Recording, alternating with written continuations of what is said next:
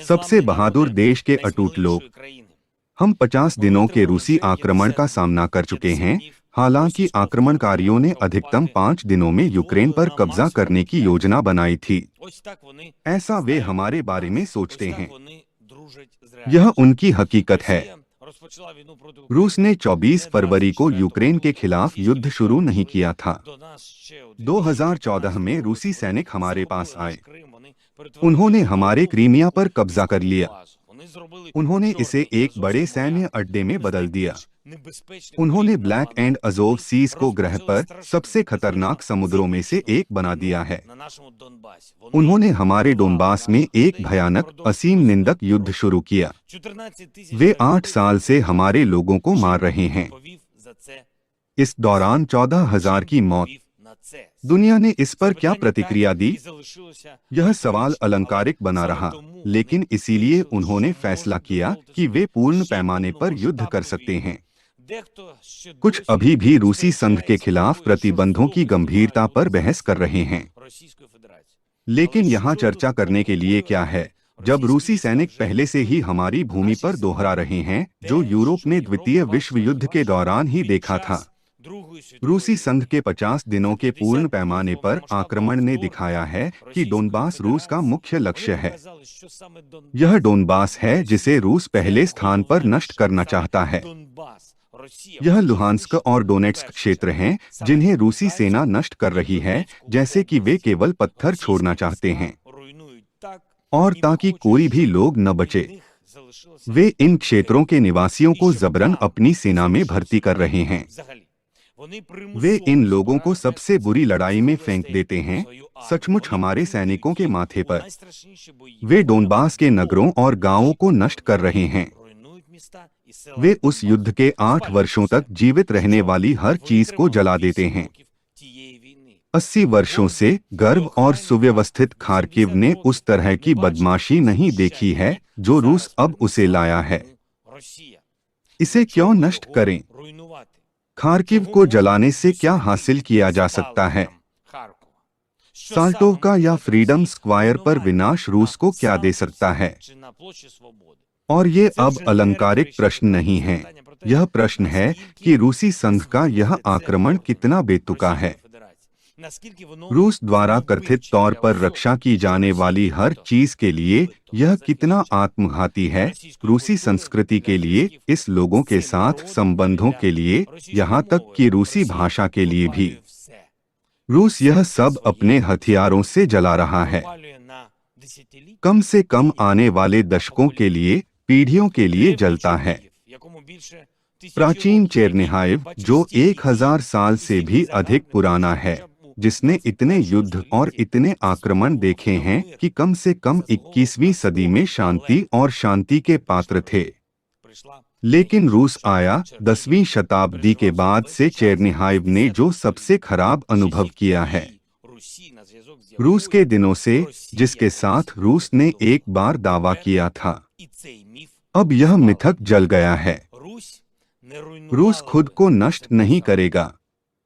अजनबियों ने उसके साथ किया, भीड़ और अन्य आक्रमणकारियों। वे आज हमारे देश में आए हैं और वे एक ही तरह से लड़ते हैं, लूटपाट और धमकाने के लिए। भगवान का शुक्र है, यूक्रेन की सशस्त्र सेना और हमारे लोग, हमने अपने देश की अधिकांश रक्षा की। मुझे रूसी संघ के आक्रमण का पहला दिन याद है।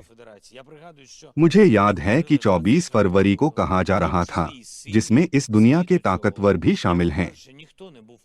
इसे हल्के ढंग से कहें तो किसी को यकीन नहीं था कि हम बच जाएंगे। सभी ने सहानुभूति जताई।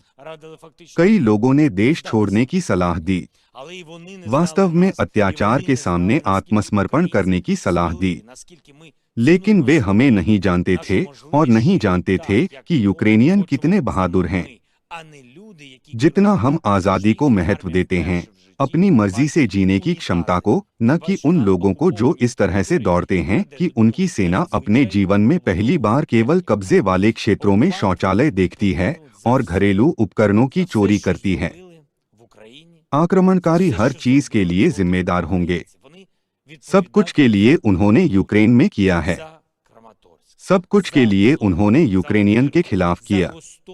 वे बुका, क्रामाटोरस्क, वोल्नोवाखा, ओख्तिर्का, गोस्टोमेल और बोरोडांका, इजियम, मारियुपोल और यूक्रेन के हमारे अन्य सभी खूबसूरत शहरों और समुदायों के लिए जिम्मेदार होंगे, जिन्हें रूसी सेना ने 80 साल पहले खारिज कर दिया था। उस भयानक समय में सभी ने हमेशा कहा, फिर कभी नहीं, यहाँ यह फिर से है, यहाँ यह अभी है, और हम इसे वास्तव में अंतिम बनाने के लिए सब कुछ करेंगे।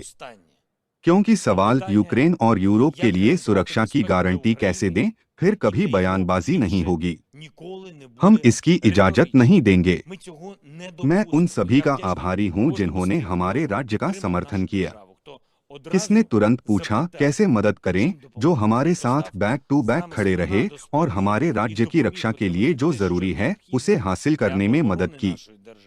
इस बार इन 50 दिनों ने मुझे दुनिया के कई नेताओं को अलग तरह से दिखाया है। विभिन्न राज्य।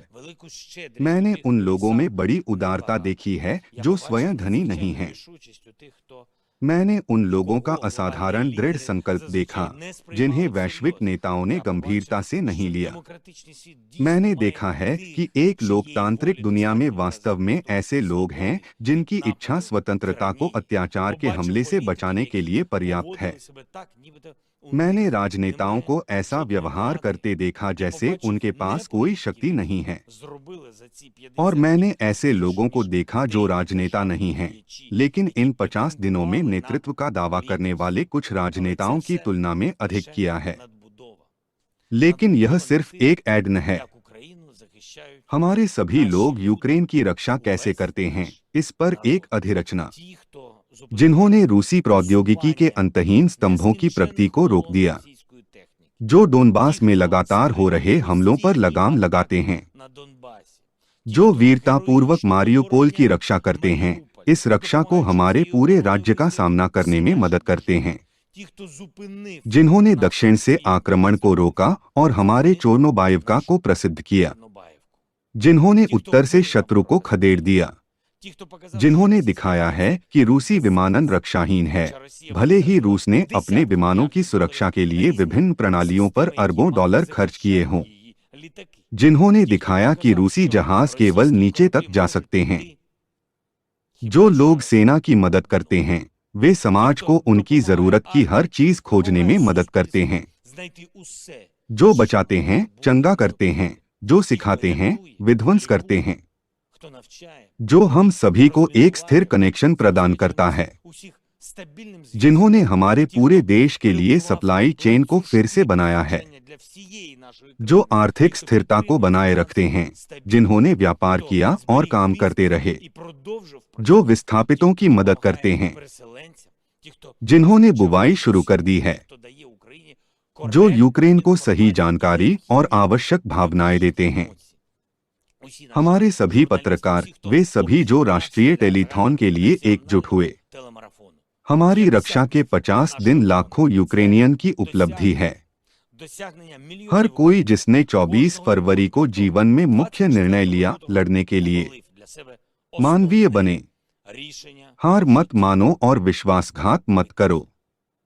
अनादिकाल से लेकर आज तक मानव जाति नायकों की तलाश में रही है।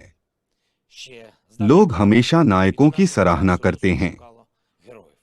हमेशा उन लोगों का समर्थन करें जो बहादुर हैं, और हमेशा महसूस करें कि वास्तव में अच्छे के लिए कौन लड़ रहा है।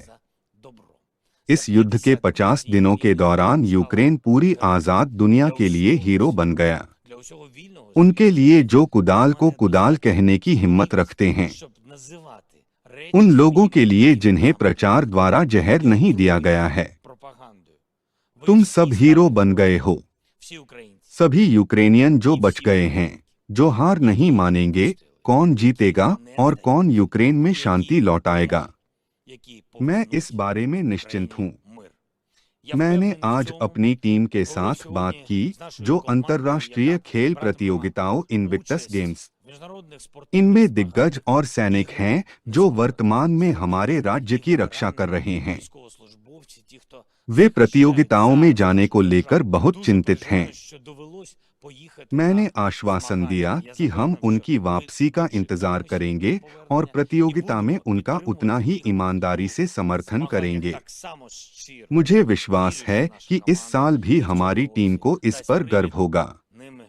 परंपरागत रूप से हर शाम की तरह मैंने अपने राज्य की रक्षा में उत्कृष्ट प्रदर्शन करने वालों को पुरस्कृत करने के फरमान पर हस्ताक्षर किए। यूक्रेन के सशस्त्र बलों के 221 सैनिक, जिनमें 34 मरणोपरांत और विशेष के लिए राज्य सेवा के 2 कर्मचारी शामिल हैं।